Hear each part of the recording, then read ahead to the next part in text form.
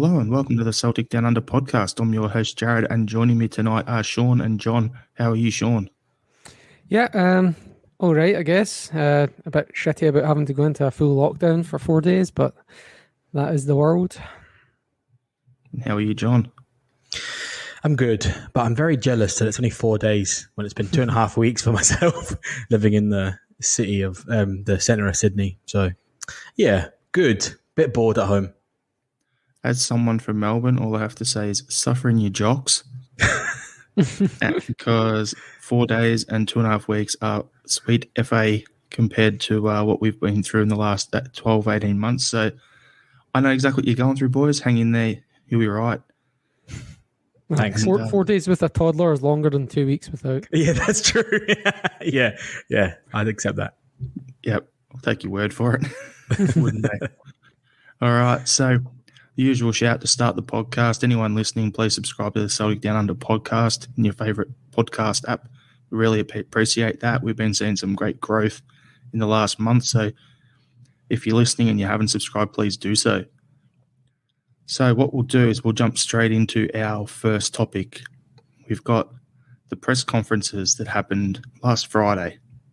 So what I'll do is we'll just have an open general discussion on it, and then off the back of that, we'll just touch on a few separate topics, okay? So have you guys both listened to it and seen what was said? Yep. Good.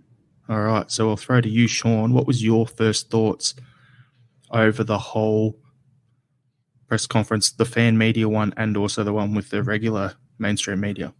Yeah, the guys, the two of them spoke relatively well. It seemed to be well rehearsed. Mackay did that thing where when he doesn't quite know the answer or doesn't want to answer it, he just talks around the question.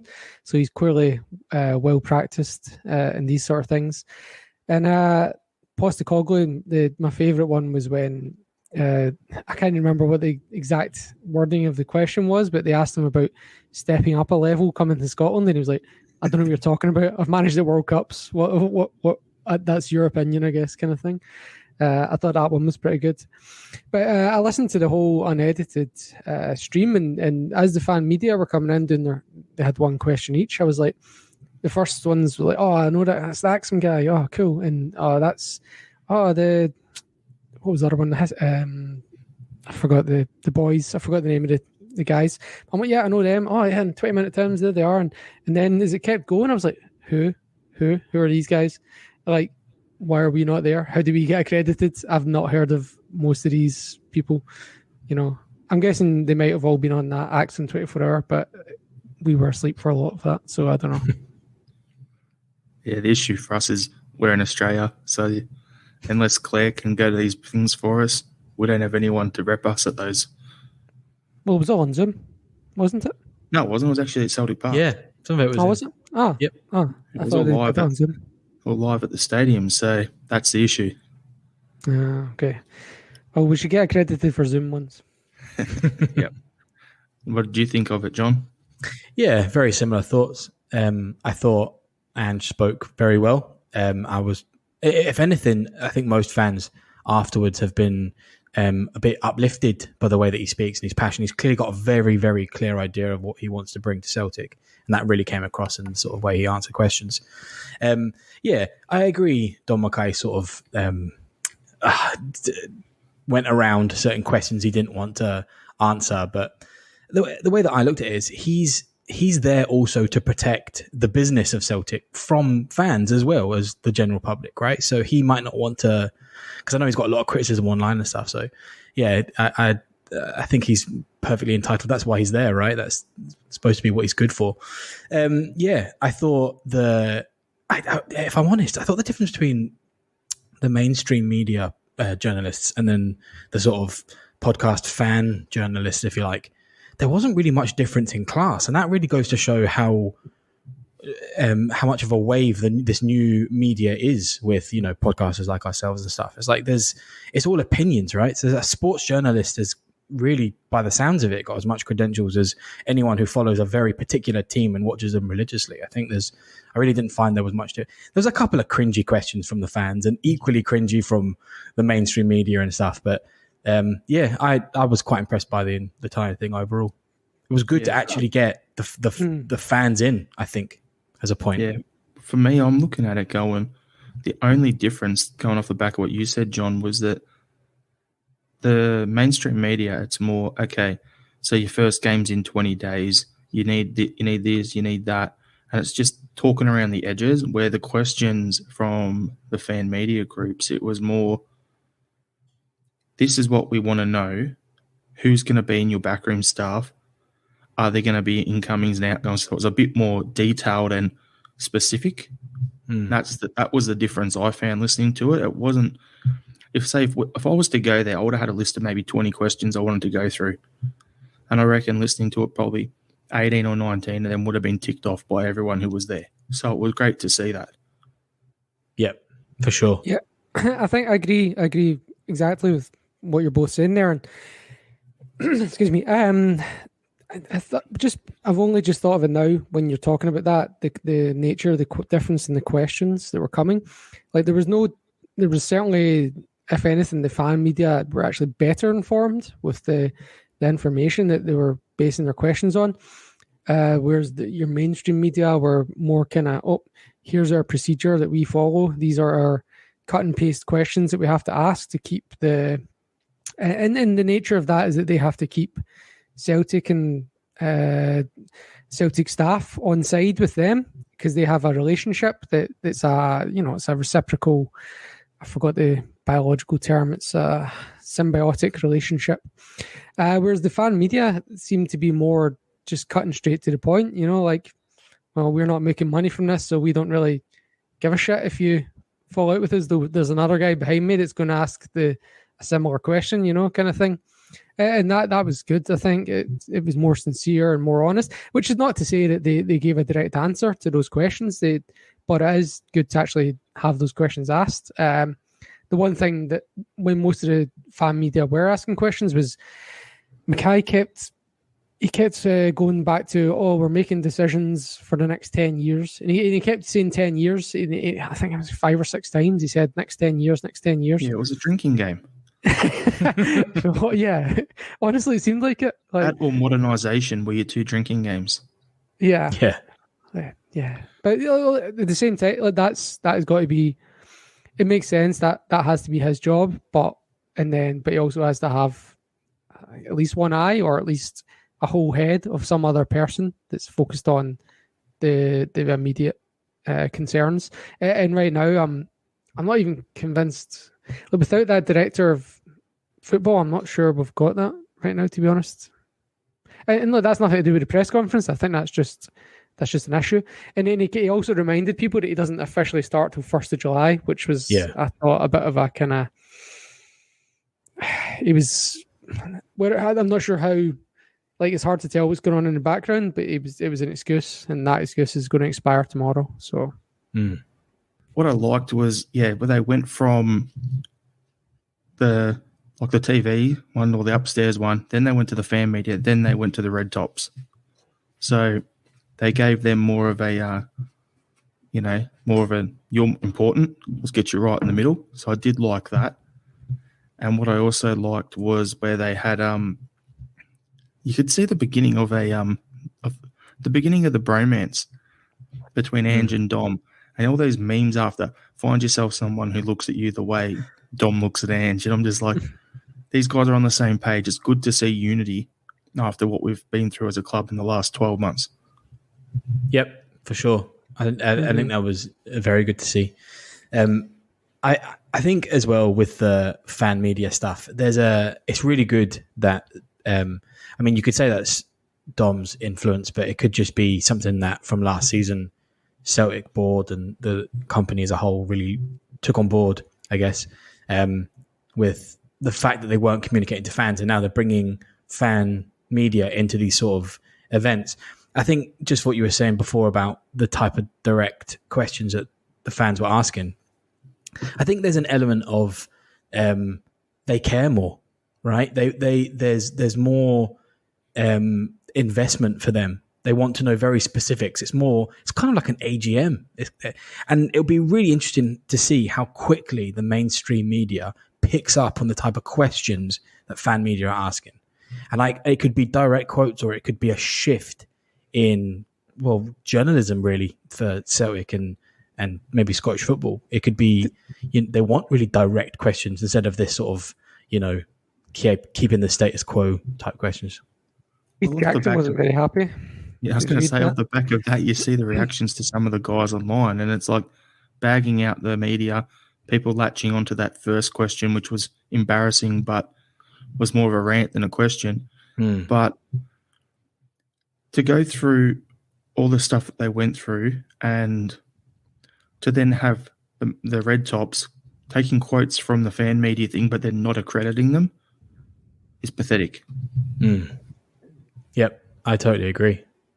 But I think that's just probably the nature of journalism at the moment. I was going to say, to be fair to them, they wouldn't give credit to, the Daily Record wouldn't give credit to a question from the Daily Mirror if it was part of the same press conference. So I think, to be fair to them, that is consistent. But Keith Jackson did his own, he does his own kind of article,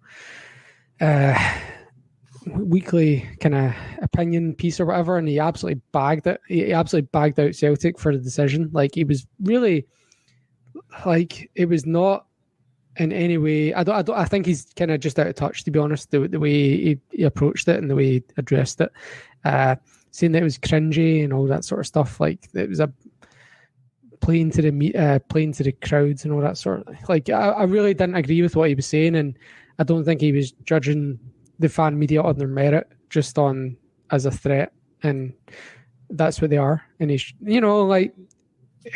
go down with some class, is what I'm saying. He might well be one of the best, but still, go down with integrity, man. But you said it. It's because he considers fan media a threat, and he should. All mainstream media should consider fan media a threat, because we're the ones that we care enough. So that's why there's this huge wave of. I mean, look, I think it's not exclusive to Scottish football, and it's certainly not exclusive to Celtic, right? I think most big teams, probably in Europe, have some sort of fan media like this, right? But especially when we've been experiencing in Scotland, almost not fulfilling your due diligence or just complete negligence towards actually reporting the events that are associated with Scottish football, because it's big British media outlets like Sky and BT and stuff, and they're far more invested in the English Premier League.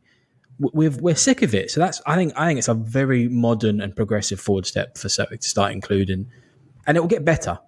The fan questions will get better, and it will become more focused, and it'll be less ranty and stuff and preachy, I guess.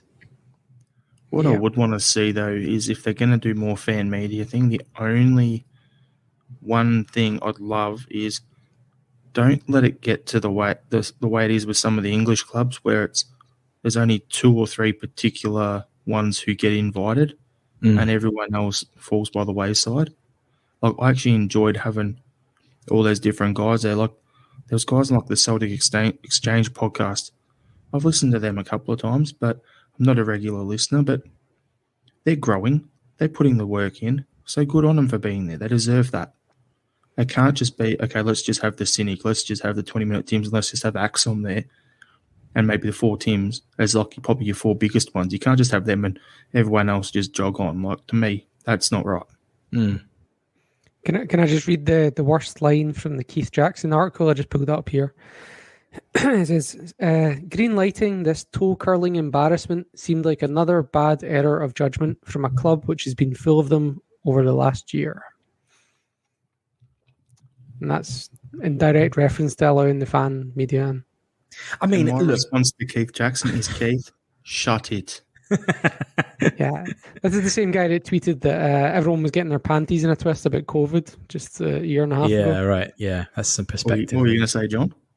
I was going to say, I don't think he's necessarily wrong in his assertion that Celtic have made bad decisions over the past 2 years, 18 months.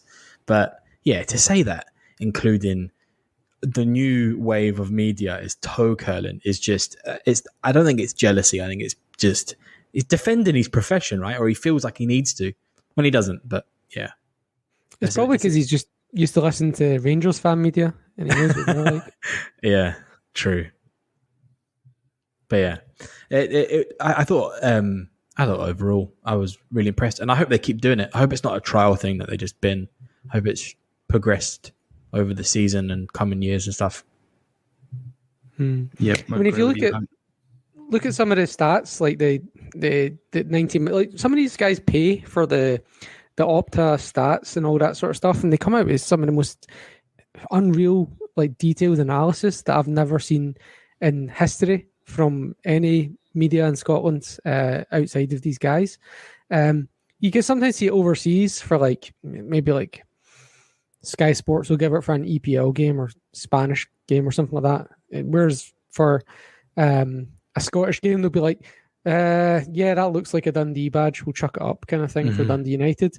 But no, these guys are coming out with just the most unbelievable analysis of players and games. And it's like, well, these guys aren't even getting paid. I mean, they might be getting something from like revenue streams, but like if the Scottish media were doing their job properly for the last 30 years, then we couldn't be filling that void. You know, exactly. Like these guys are able to do a better job because people like Keith Jackson are not.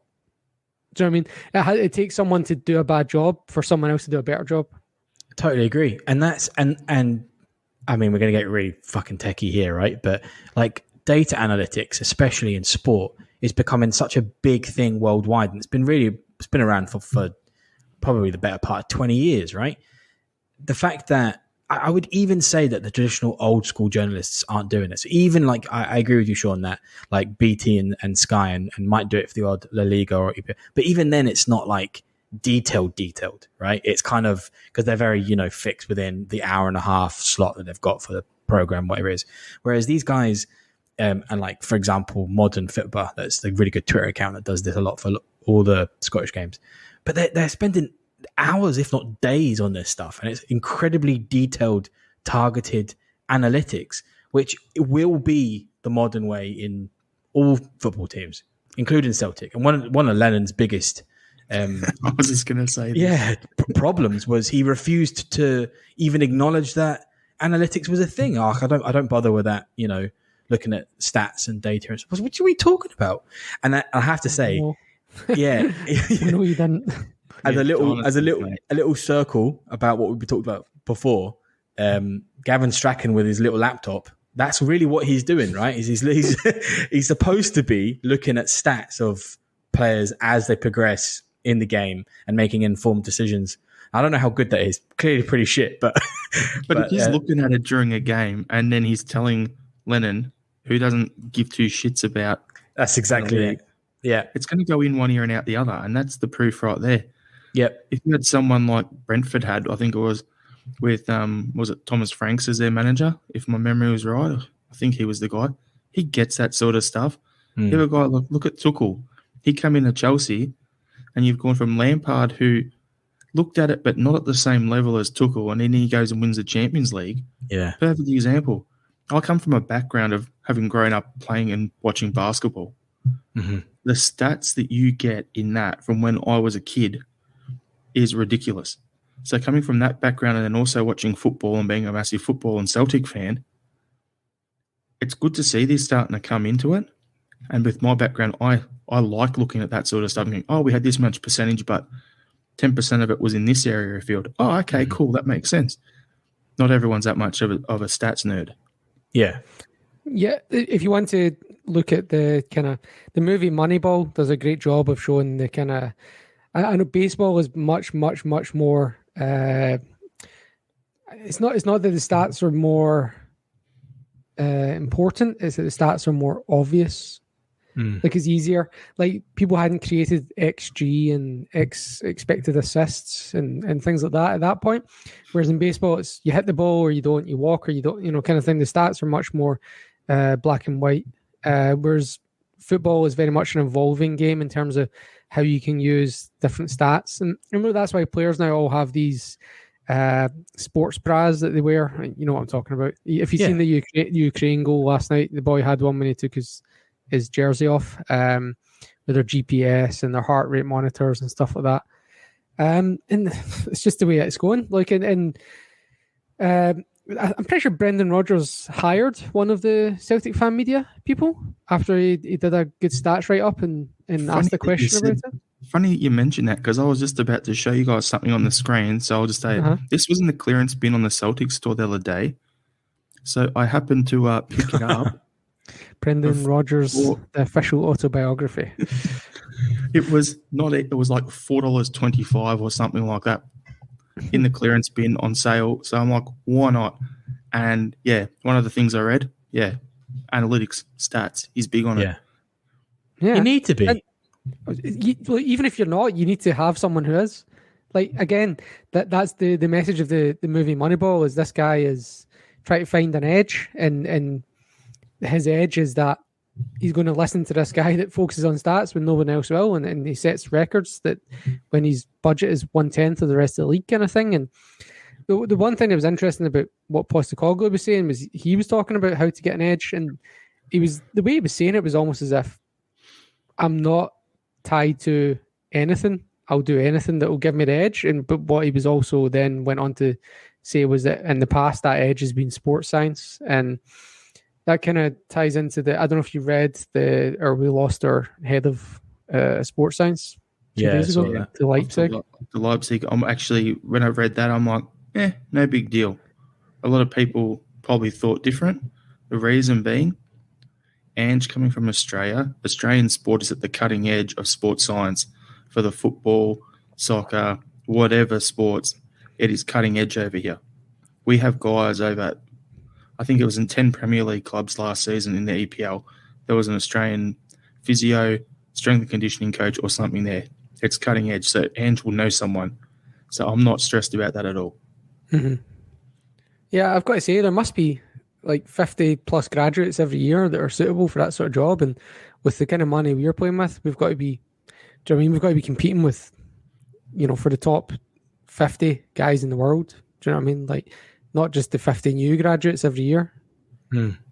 That's where I've often talked about this with friends and family and stuff. I think that's where any modern team success comes from, is the strength of your backroom staff.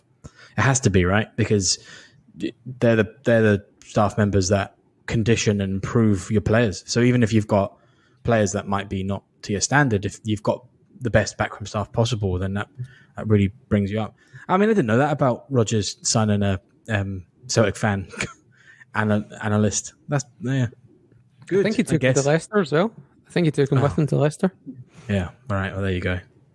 We're talking about what's it called, with the backroom staff. By the way, this is a good little segue. One of the key things from the fan media thing that I loved was Ange's response when he was asked if there's going to be changes to the playing staff and backroom, and he was like, I love it when he goes, like, just paraphrasing, I'm not guaranteeing people will be leaving, like, for the staff, but we may add people if we need to, which could basically mean Kennedy and Strachan are here now, but they may be moved into other areas when I get my own people in and they clear quarantine.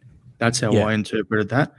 And then I also love when he about players where it's like talking about Tommy Rogic, and then he goes, well, it's up to people that come in. If they can do the job, like, people are going to want to move on, great. But if they want to stay, they've got to be able to do the job. If they can't do the job, they may fall by the wayside. So that I took that as twofold. It's either get on board with what I want, or you'll be shown the door. And if you can't, if you think you can do it, but you're wanting to leave, who says I'm going to want to keep you anyway? If you can't do the job for me. So I liked when he said that, because I'm like, that shows he's the boss. That's what's going to be happening behind the scenes. So if he needs to bring in sports science, a bunch of physios, a couple of extra coaches, like you're saying there, John, about having a strong backroom staff, which gets you the performances on the pitch, if he needs to do that, he'll do that. If there's players there that want to leave, great. if you can't do the job, see you later. We'll bring someone in. Yeah. So, yeah, I just think those were the ones that stood out to me that I found pretty exciting answers. I agree. I think that answer that he gave was quite telling. I think there's going to be movement around there. It would have been far more straightforward answer if he had a plan, if he had a different plan in his head, as in keeping staff where they are and stuff.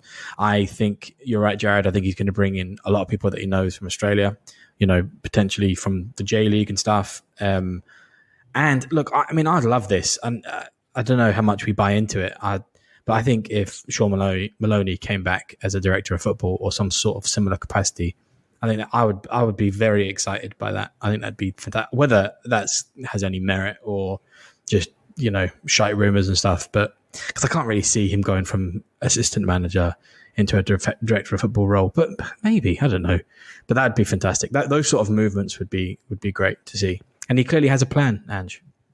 Some of these big clubs in England have like performance directors. And Scotland had one, and with that racist guy that took the job for a while. And we dare not say his name. And but yeah, sorry, moving on. But yeah, I think personnel change, and over time that's what happens. And what doesn't change as quickly as personnel is infrastructure. So if you can get infrastructure right, that's leads to more stability. And if one person leaves, it's fine. You've got a lot of people taking up lots of different roles that can carry the load for a short time until you get another person in. It's if somebody's not cutting it, cheerio. Next on your man way. up. Sorry. Next man up. Next man up, yeah, exactly. And at the moment, the way we've been working for the last 20 years is, right, you're doing your coaching badges and you have a Celtic connection. Can you go take the under-18s? And then when the reserve coach leaves, you can step up there. And then when the first team coach leaves, you can step up. Do you know what I mean? It's just been a kind of nepotistic ladder from the under-18 coach for people with coaching badges and Celtic connections. And that's on that front, that's why I'm kind of glad Bruni did leave to go to Aberdeen, play and get the coaching experience there. Because let's be honest, if you're Bruni with his history at the club, if he went straight into the 18s, you'd know he'd be on the fast track to the senior team in no time. And I'm glad he's actually gone elsewhere, get into a different system, get some experience while still playing. Hope he plays like shit against us, but... And then he won't. I know, but I hope so anyway. But then when he retires from playing, okay, then he's just got to. I want him to do his badges. Like he's got his badges, but do we get the experience elsewhere? Then come home if he's good enough. I don't want him just given a job because he's Celtic minded. He's a club legend. Yeah. Well, the thing that all Celtic fans care about most is winning. Some people hate. There was a Celtic fan got done for punching Gordon Strachan in the face, and his supporters bus had a whip round to pay his fine for him. That was in the 80s or whatever. And then Strachan comes in and he wins games and gets us in Champions League, and now he's Celtic minded and by extension his family. Do you know what I mean? That's an issue. We need to change from a nepotistic ladder. It's just a straight ladder. We need to change into a branching hierarchy, multi-departments, departments that aren't connected. They might report up to the same person, but these departments can't just be a straight hierarchy. Do you know what I mean? There has to be, this is your area, this is our area, and there's too much power with individuals at the moment. I agree. And we've discussed this before, but it fucking shits me to tears when anyone who's quote unquote Celtic minded or has some sort of Celtic connection gets linked with us. And it always seems to be the same way in recent years anyway. You have to be a Celtic fan or have a connection to Celtic to get a job. And I find that complete nepotism. We should be looking out. What was that? You got to know the city. Yeah. Well, but it's all of that bullshit, right? And we should be going out and looking for top 15 candidates and going through a list of priorities and getting the best. It doesn't have to have some sort of. I don't know why we feel like we have to do that. I feel like we can do much better there. It doesn't even have to be anyone from football. Like sports science, rugby. Go talk to somebody in rugby or basketball. Like honestly, like rugby doesn't have as much money as football. The best sports scientist in rugby is surely the sports scientist from the AFL. There's some gun ones over here. Fuck, that'd be awesome. That's what we need. We need. There's no way they're getting as much money as we can offer. We could probably triple their wages without even blinking. Like, why are we not like think outside the box? Do you know what I mean? Like, I agree. That's what we should be doing. And it's not just the coaching staff, guys. It's also I'm just waiting for the James McCarthy stories to start kicking on. That he'll crawl to Glasgow to play for us and all that sort of crap like that we get this time every year. Yeah. And the Paddy Roberts stuff will pick up again and the Burger Melling articles and stories every again. single year. I'm just waiting for them because James McLean. In Groundhog Day, we're coming into that loop. It's going to start. We should get a bingo card ready. We'll get a bingo cards with the names. James McLean, James McCarthy. Shane Duffy can't be on it anymore. Shane Duffy's out now. Shake Evans retired. So, there's like... No, let's do it. I think that's you're joking, but I think we should fucking do it. That sounds great. Yeah. It's gonna happen. Paddy Roberts, how quick you're fucking somebody. Yeah. So talking about incomings then, we'll jump ahead to that. So apparently there's talk of a £4.5 to £5 million offer in for Mario Vuskovic at Hajduk Split. Aaron Hickey, $3.5 million. And apparently there's another one that I've just gone straight over my head at the moment. But apparently we got, that's right, Nisbet has been on holidays with a bunch of the Celtic boys, and apparently he's potentially coming in as well. What are your take on that? Vuskovic is the correct profile for a player who can make a difference and will have a profitable return. If he does make a difference. Apart from that, I can't say anything else about him, to be honest. With these sort of, like, these are the sort of players that back in the day would have been 1-2 million, and now the transfer market is the way it is. We're now like 4, 5, 6 million for the sort of unproven players from Balkan divisions. But they're still available to us. As I call them. Sorry? Hard bastards. Get them in. Yeah. And not just that, but they're still available to us because we can basically 10 times their wages. And that's why they're still available to us. Even though the transfer fees are kind of on the brink because of the competition from England and places like that. In terms of salaries, we can still slam all these countries and get the best in that sense. He certainly fits the profile. And he's a right-sided centre-back, so I just realised the other one I missed out on. So you got him as a right-sided centre-back at 19. Then you got from Man City, you got Japanese centre-back Ko Itakura. He's a left-sided centre-back. So he's got 1 year left on his deal. Everything we're hearing, it's a loan, but unless it's a loan with a fee guaranteed to buy him, I'd do it, or I want to buy him on a permanent. I think we've had a lot of success with that Manchester City link in the past. Players that we've brought in permanently, like Boyata and Cham, even though Cham's... even though they've fallen off a cliff recently in Cham, the players that brought in permanently have been good for us, and the ones that brought in loan have either been good or not good. But they've certainly, we've had a good shake of it, is what I'm saying. Like we've not been done in terms of that relationship. I don't think we've benefited from it, and I think that's something we should keep going. To be honest, even if it's not necessarily where we see ourselves in terms of being a big club. I agree. I think there's been a lot of criticism with our connection to the City Group over the years, but I think it's done us in good stead. I think, players and background staff and stuff. I think it's like, I understand it's probably one of, or if not the biggest football conglomerate in the world. But I think that's a good thing as long as we're not bought by them, and then that's just us sold our souls. But I think these I think these rumours are positive. I quite like Aaron Hickey. I liked him when he was at Hearts. I thought he was a good player. I thought we could have bought him then. But it's good that he's, for him personally, even if he doesn't come to Celtic, it's good that he's gone away to another league and, got that different experience and stuff. So I think that'd be a really good buy if we do get him. But yeah, it sounds like, and I'm a fan of a back three, but it sounds like we might be moving towards having a back three, maybe a 3-5-2 or a 3-4-3 or something. But yeah, and said 4-3-3 in the presser. Did he? Did you see that? He said that's his normal formation. Back to Rodgers. Kind of. Yeah. Well, when he was victory coach, he played a really weird formation in that season where he played 4 at the back.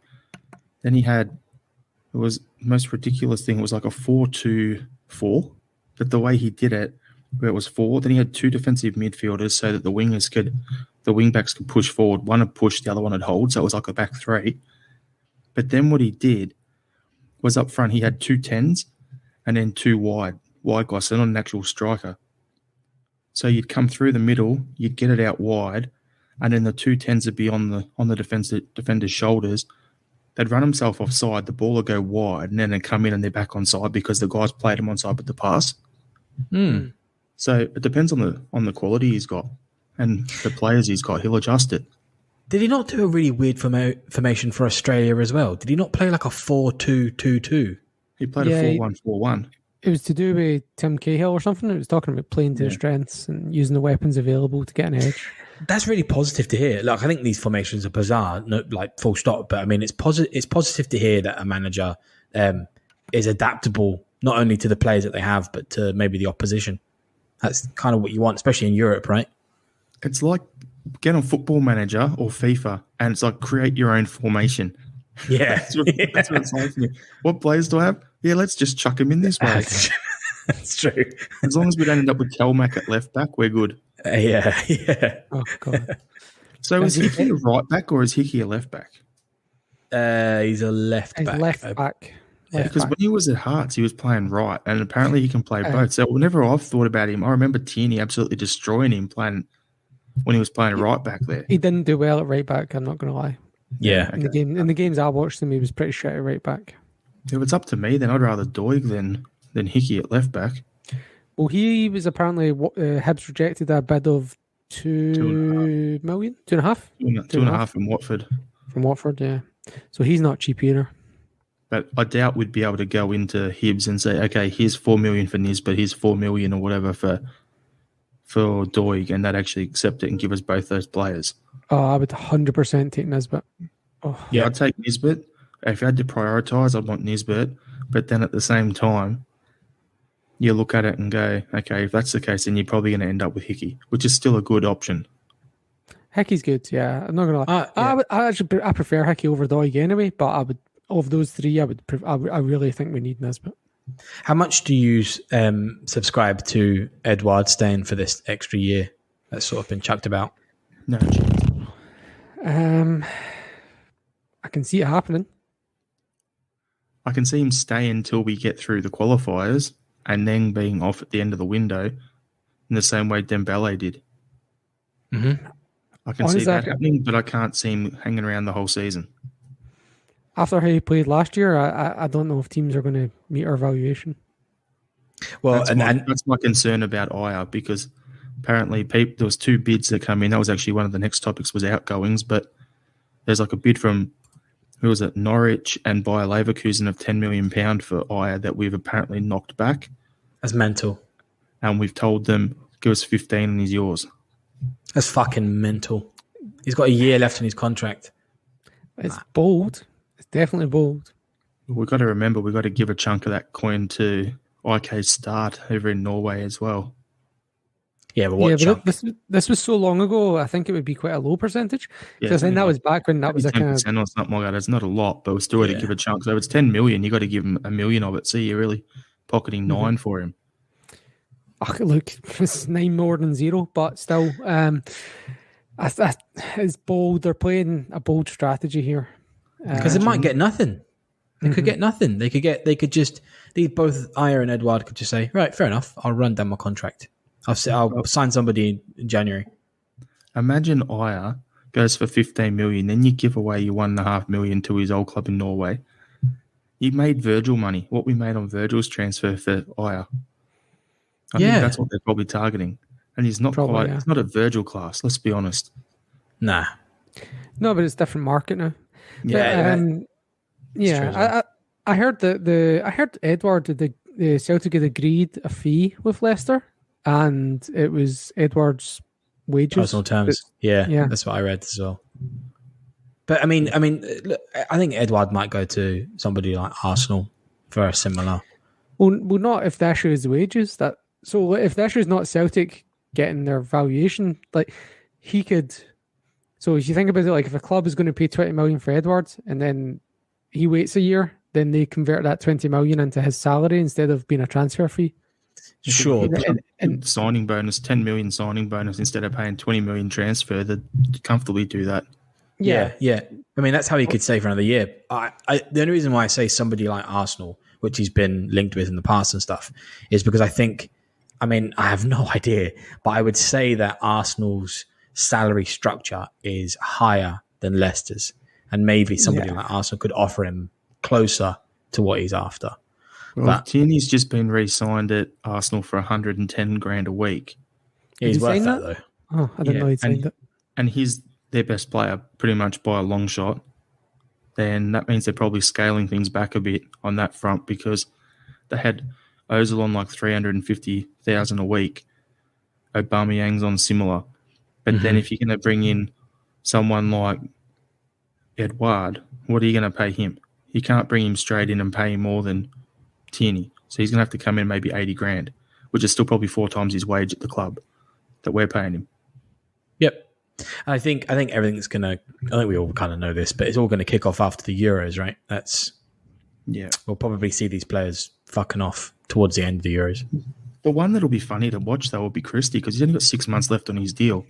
So his contract's up in January. So he can sign a pre-contract to go to France if that's what he's looking at, to go to Nice or whatever now. And then we'll probably have to stick it. Yeah. And then we have to accept cents on the dollar and maybe take $1 million or $2 million for him or whatever to get something. But the thing with him is, with how little he played at the Euros, if you've got clubs looking at going, I've got a budget of $5 million for a midfielder. Oh, I could get Ryan Christie. But then there's this guy in the Ukraine playing well who you could pick up for $4 million. What are you going to do? And he'll have cheaper wages. You'll go get him. So potentially what's happened at the Euros could actually backfire on him. Yep. Absolutely. Yeah. And look, if somebody offers 500,000 for Christie, you don't accept it. And not because you're expecting to get 500,000 of value on the pitch. The reason is because you don't want to send that message to future players. You're costing yourself long-term money there. Like, it's, if you send in a message that we'll be held to ransom, then we're going to be losing more than 500,000 in the long run. Do you know what I mean? If we, that's part of the reason for playing hardball is, fine. We are happy to take your time, and we're happy to take, not happy, but we're willing to take a year of your career. That's I'd almost be a wanker about it and go, you know what? You want to play this game? Yeah, your next 6 months, your contract is allocated to the Colts. Go have fun in the Lowland League. Yeah. If he signs elsewhere, go play him in the Lowland League for 6 months. Fuck him. That's an Acham punishment, though, isn't it? That's why you stick in Acham if he sticks around.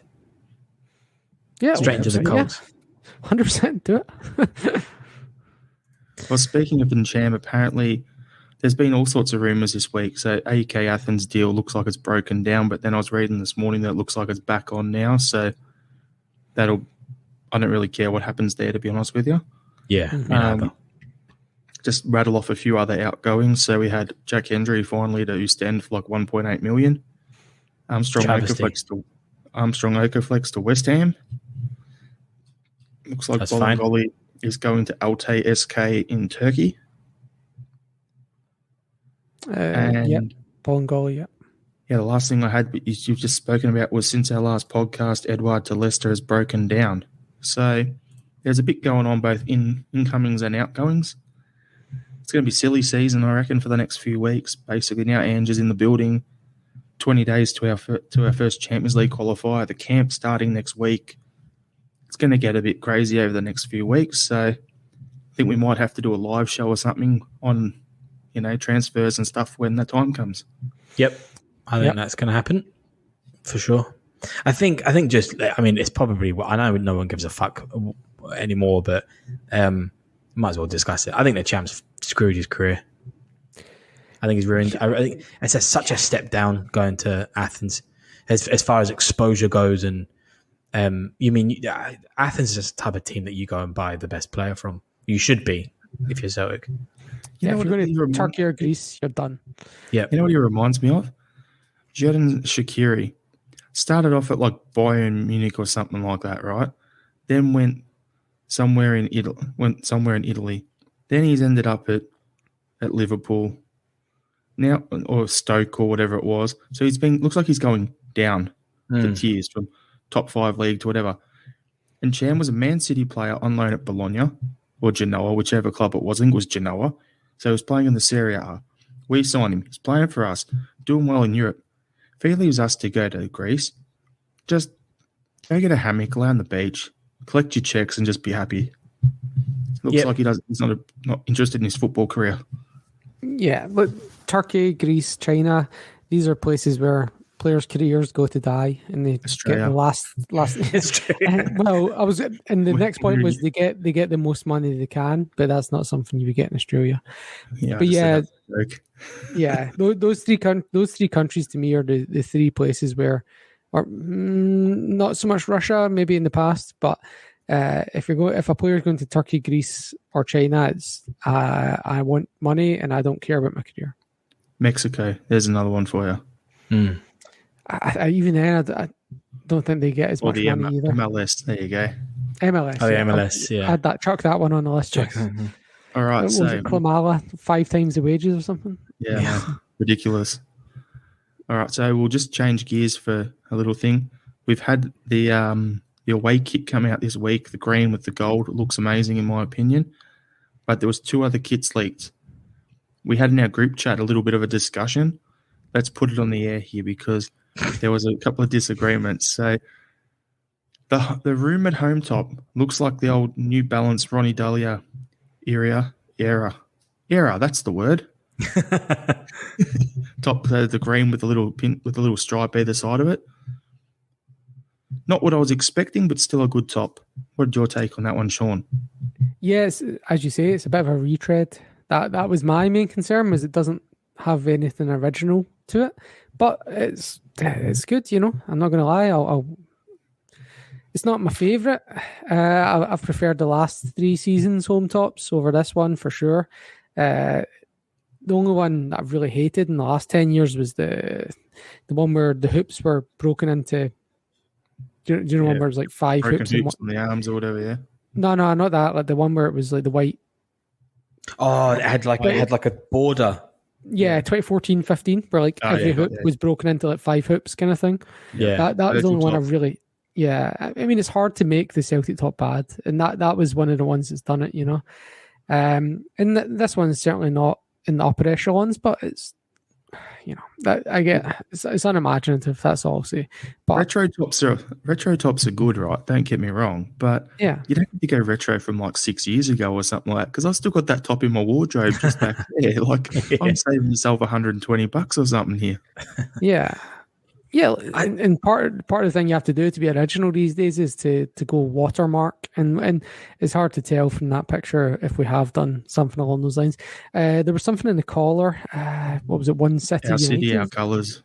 That's what it was. Our city, our colours. That's interesting. But to me, that's more interesting than the rest of the strip. I honestly think it's one of those things where you're damned if you do, you're damned if you don't. I think Celtic fans are divided straight down the middle. I think if you try any sort of originality, you get slated for it.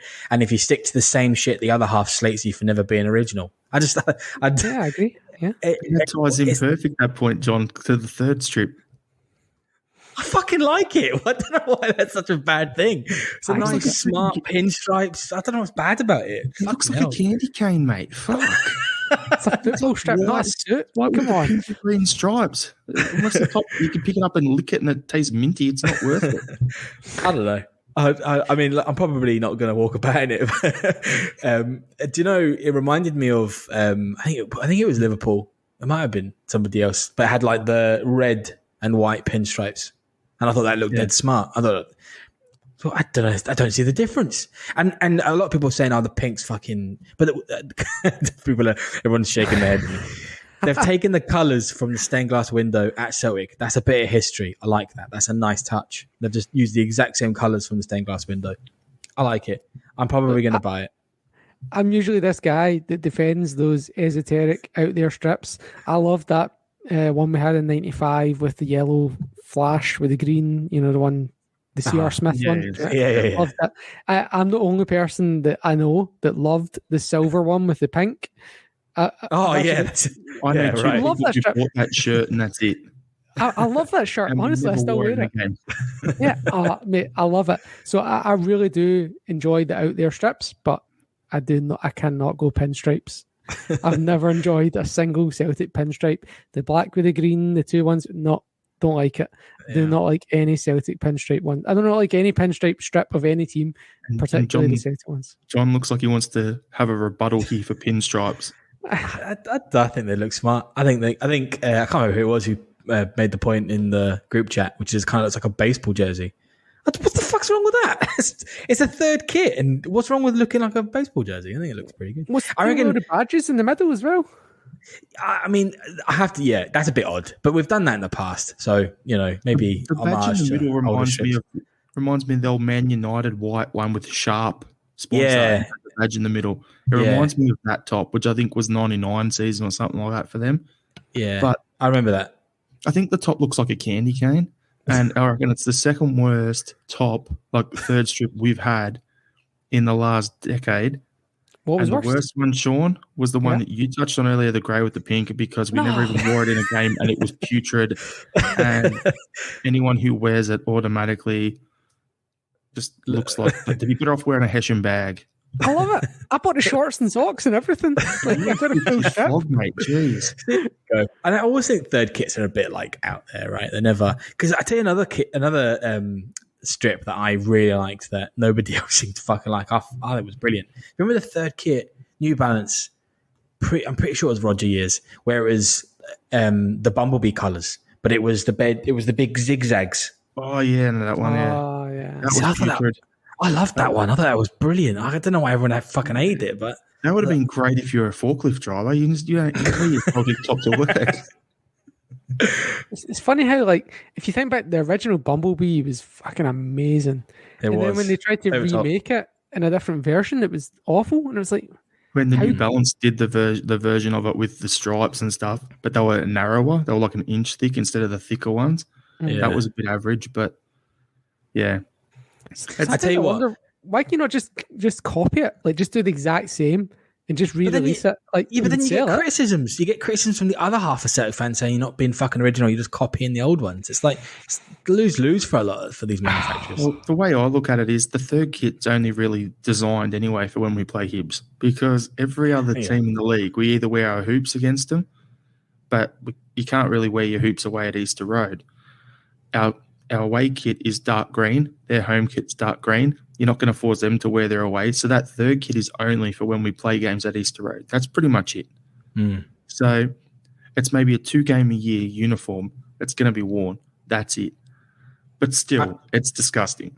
I reckon, right, we would not be having this conversation if it was slightly different colours. I quite like how they've used the old historic stained glass window.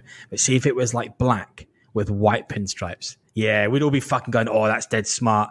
I'm getting that. Yeah, we would. We would. Yeah, I hate all the pinstripes.